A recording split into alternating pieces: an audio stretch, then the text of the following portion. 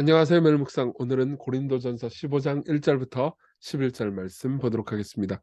15장은 굉장히 유명한 장이죠. 부활장이라고 부릅니다.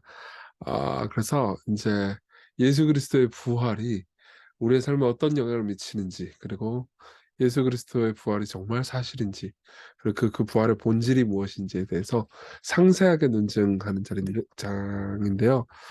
먼저 이제 바울은 1절부터 11절에 복음에 대해서 이야기를 해줘요. 그래서 복음의 본질이 무엇인지, 그리고 복음의 본질이 부활에 있다라는 걸 얘기를 하고, 그 다음에 이제 차근차근 부활에 대해서 설명해 갈 거예요. 이번 주 내내 15장을 볼 거거든요. 그래서 한번 이번 주 내내 우리 부활의 기쁨에 한번 빠져볼까요? 내용 살펴볼게요. 형제들아, 내가 너에게 전한 복음을 너에게 알게 한다. 이제 복음을 요약해서 가르쳐줘서 간추려주겠다. 이는 너희가 받은 것이고 또 그 가운데 선 것이라. 그러니까 이 말이 중요해요. 이걸 받고 처음에 새신자 때만 받는 게 아니에요. 그 이후의 삶에서도 우리가 제대로 서 있으려면 계속해서 복음을 들어야 된다는 거죠. 복음은 새신자 때만 배우는 거 아니에요. 우리 죽는 날까지 계속 배워가면서 우리 삶에 적용하는 게 복음인 거죠.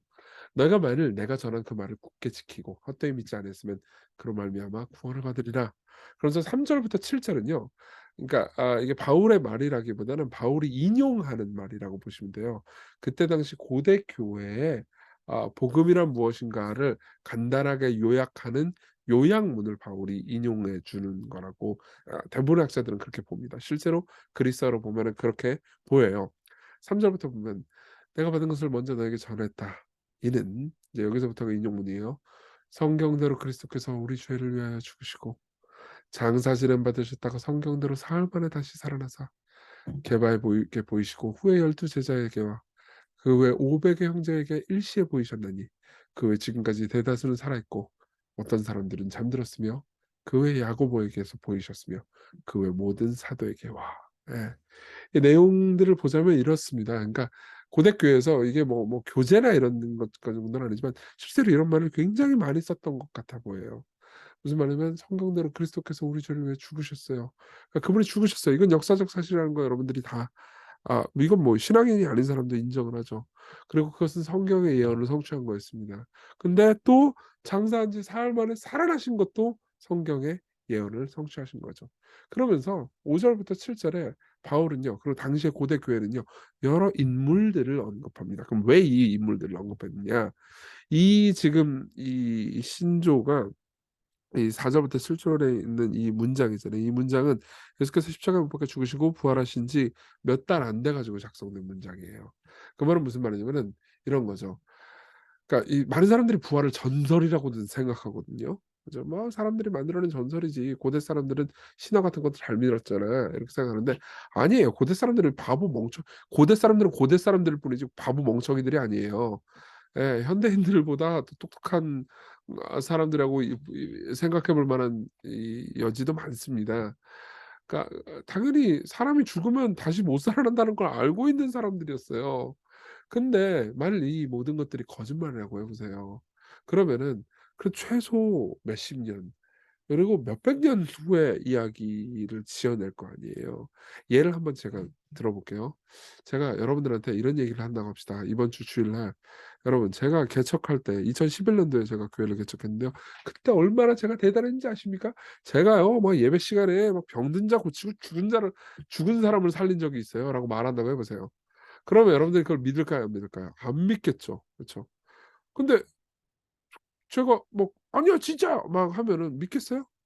여러분들은 어떻게 하겠습니까? 개척 멤버들한테 확인을 해볼 거예요. 그쵸? 우리 교회가 개척할 때 한 11명 그리고 뭐 그 해에 한 15명 정도는 있었고 그리고 그분들이 지금 다 우리 교회 다니시거든요. 그러면 그거 물어보면 돼요. 그 박태호 집사님 가 가지고 "진짜 그런 일이 있었어요?" 그러면 뭐라고 그럴까요? 이주연 자매한테 이주연 집사님이죠 인제. "한번 물어보세요." 그러면 저기 뭐라고 그럴 거예요? "아니 그런 일 없었는데 목사님 뻥치는 거야." 이럴 거 아니에요. 그쵸? 마찬가지예요. 진짜 예수님이 부활한 게 신화잖아요. 그러면 그게 몇백 년 후에 뻥을 치면 뻥쳤지 지금 몇 개월밖에 안 됐거나 지금 고린도전서는 예수님의 부활 이후에 15년 정도 지난 다음에 기록된 거거든요. 아직 지금 여기 게바 이 500의 형제 그리고 뭐 저기 야고보 모든 사도 이 사람들 다 그러니까 눈 쌩쌩하게 살아 있었던 상황이에요. 뭐 여러분 뭐 광주 민주항쟁 이게 뭐 무슨 뭐 북한의 음모다 이렇게 뭐 생각하는 분들도 많이 있잖아요. 그 이제 거의 대다수의 사람들에게 받아들여지지 않죠. 왜 그럴까요? 당시에 사람들이 그때 눈 뜨고 목격자들이 생생하게 살아 있으니까요. 그거랑 똑같다고 보시면 됩니다. 여러분 보세요. 예수 그리스도께서 진짜로 살아계셨다가 진짜로 죽으셨다가 진짜로 부활했다. 그거는요. 눈으로 본 사람들이 너무 많아요. 예. 그럼 그 사람들이 다 거짓말한 거 아니냐? 거짓말을 우리 보통 왜 합니까? 이득을 얻으려고 하잖아요. 예. 근데 이득을 얻으려고 거짓말하는데 보통 이 사람들이 거짓말을 했다면 이 사람들이 이득을 얻었을까요? 아니요. 다 순교당했어요. 예. 그러니까 이 사실 이건 믿어야죠. 예. 거짓말일 수가 없습니다. 복음은 역사적 사실이에요. 부활은 역사적 사실입니다. 집단으로 환각을 본 거 아니냐. 집단으로 환각을 봤다라는 주장이야말로 더 기적이에요, 부활보다. 말도 안 되는 얘기죠, 그거는. 그렇죠? 사실 어떤 의미에서 믿기 싫다는 거죠. 그래서 이게 역사적 사실이라는 걸 말함과 동시에 맨 나중에 만삭되지 못하여 만난 자 같은 내게서도 보이셨다.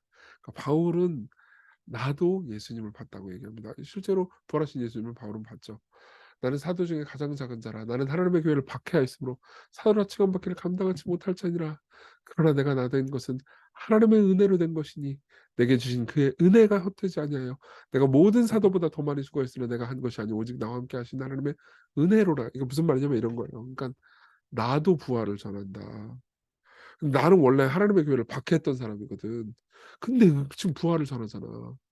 그런데 그건 뭘 위해서 내가 은혜를 받았다는 거야. 내가 받을 만한 걸 받은 게 아니고 은혜를 받았다는 거 아니냐. 그러면은 원래 박해하던 사람이 이렇게 부활을 전하고 다닌다면 이 부활이 진짜 아니겠느냐. 이 복음이 진짜 아니겠느냐. 이 복음이 은혜 아니겠냐 이렇게 이야기를 하는 거죠. 그러므로 나나 그들이나 이같이 전파하며 너희도 이같이 믿었느니라 이렇게 이야기를 하는 겁니다. 자, 여기까지 본문의 내용이고요. 적용을 해볼까요? 첫 번째는 복음은 사실이라는 겁니다. 네. 아까 제가 말씀드렸듯이 3절에서 7절의 요약 문구는 예수께서 죽으시고 몇 개월 안에 만들어진 신앙교육 문구예요. 이 제임스 던이라는 학자가 고대의 문헌들을 샅샅이 뒤져가지고 이것을 입증을 해냅니다. 그러면서 이렇게 볼 수 있는 거죠. 여기 보면 증인들을 많이 언급하잖아요. 그럼 뭐냐면 부활의 소식이 사실이니까 검증해 봐라 이거예요. 그들은 거짓말하지 않았습니다. 게다가 1차 증인들의 상당수가 여성들이에요. 이것도 되게 중요합니다. 고대 법정에서 여성들의 증언은 받아들여지지 않았어요. 그러니까 만일 부활을 거짓말로 꾸며내라고 했다면은 여성들이 부활을 봤다라는 이야기는 절대 안 하죠. 증언의 신빙성에 문제가 생길 수도 있으니까요. 그렇죠? 근데 1차 목격자들은 다 여성이었습니다. 이건 뭘 의미하죠? 여러분들도 혹시 여성의 증언은 믿지 못할 거다 이렇게 생각하시진 않겠죠? 그렇죠? 이거는요. 그러니까 그냥 역사적 사실이라는 겁니다. 꾸며내려고 했을래야 꾸며낼 수도 없어요. 꾸며낼 이유도 없고요. 꾸며내 가지고 결국 이런 얘기 말하고 다니면 죽어버리는데 이걸 왜 꾸며냅니까? 그렇죠? 절대 그럴 리가 없는 거죠. 자, 이거는요. 우리에게 복음의 내용을 사실로 여기라는 강한 도전을 줍니다. 저는 부활을 믿습니다. 당연히 믿죠. 목사인데 안 믿겠어요? 네. 저는요 부활에 대해서 공부하고 부활의 가르침을 묵상하고 생각하고 할수록요 이런 생각을 들어요. '야 내가 복음을 믿는다고는 하지만 실제 삶에서는 복음을 별로 안 믿는 것처럼 행동할 때가 많구나. 오히려 내가 믿는 건 돈이구나. 내가 믿는 건 명예구나. 내가 믿는 건 현실이구나. 복음이 아니구나.' 이렇게 느낄 때가 많아요. 우리가 계속 두려워하고 우리가 계속 옹졸하고 우리가 계속 뭔가 조금이라도 잃으면 막 분노하고 그럼 뭐예요? 사실은 우리가 그리스도께서 부활하셔서 우리에게 주신 것들을 안 믿고 있다는 거죠. 그러니까 머리로는 믿는다고 하지만 실제 삶에서는 잘 안 믿고 있다는 거잖아요. 근데 바울은요. 이 부활이 사실임을 여러분들에게 말해 줌으로써 다시 한번 "이건 진짜 사실이다. 산 게 아니다. 진짜다." 라고 말함으로써 다시 복음을 믿으라라고 얘기해 주는 거죠. 두 번째로는요. 복음은 은혜에 관한 겁니다. 보세요. 바울은 부활에 대해서 제일 반대하고 그리스도를 가장 박해하고 예수 그리스도를 제일 미워하는 사람이었어요. 근데 그 바울이 지금 복음을 전하고 있어요. 그럼 뭔가 일어나도 일어난 거잖아요. 엄청난 일이 일어나는 거잖아요. 그러니까 하나님은 자기를 박해하는 사람들에게 은혜를 베풀어 주신 거예요. 이거는 복음이 은혜라는 걸 말해 줘요. 여러분 보세요. 이 세상의 진실이 복음이 아니고 기독교가 아니고 다른 종교라고 하면은 은혜는 없어요. 절망입니다. 다른 모든 종교는요. 여러분들이 행한 만큼 보상을 받는다고 말합니다. 그렇지만 복음은요. 기독교는요. 예. 여러분들이 조건 없이 은혜를 받는다고 말합니다. 여러분들이 심지어 박해자였어도, 여러분들이 하나님의 원수였어도 사랑을 받을 수 있다고 말해요. 이 세상의 진실이 무신론과 유물론이라고 생각합시다. 신 따위는 없어요. 그러면요, 우리가 살면서 고통당하다 죽잖아요. 그럼 아무런 보상도 받을 수 없어요. 당연히 은혜는 없죠. 예, 약육 강식의 세계일 뿐입니다. 그러나 여러분, 이 세상의 진실이 복음이라면요, 바울만큼 죄인인, 아니 그보다 더 죄인인 우리에게도요, 소망이 있죠. 여러분들이 하나님의 원수입니까? 하나님께 박해했습니까? 하나님 속상하게 했습니까? 하나님 뜻대로 안 살았습니까? 괜찮습니다. 여러분들에게도 소망이 있습니다. 구주께서 당신을 부르십니다. 예. 우리 같이 기도합시다. 은혜롭게 우리를 부르시는 하나님의 사랑 앞에서 부활로 인해 복음이 진실을 믿습니다. 하지만 우리는 복음이 진실이 아닌 것이냐 생각하고 살 때가 너무 많은데, 제게 복음에 믿는 믿음을 달라고, 또 은혜의 하나님의 원수였던 나를 용서해 주셔서 감사하고, 이 용서의 사랑에 오늘 잠기게 해달라고, 오늘도 저를 사랑하신다는 사실 때문에 행복할 수 있게 해달라고 같이 기도합시다.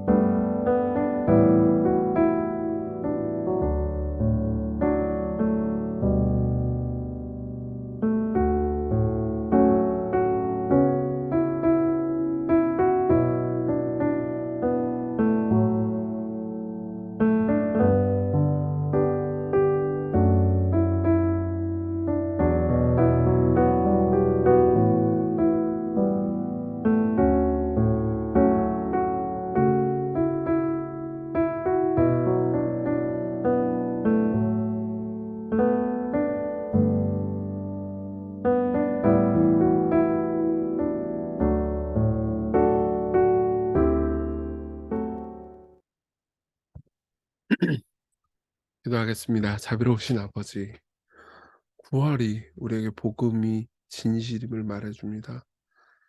우리가 부활을 생각하며 이 진실된 복음을 믿고 살게 해주십시오. 복음이 가르쳐주는 진리를, 은혜를 우리가 믿고 오늘 하루 은혜 안에서 행복하게 해주십시오. 예수님 이름으로 기도했습니다. 아멘. 네, 하나님께서 변치 않게 오늘도 여러분들에게 은혜를 베푸십니다. 이것을 기억합시다.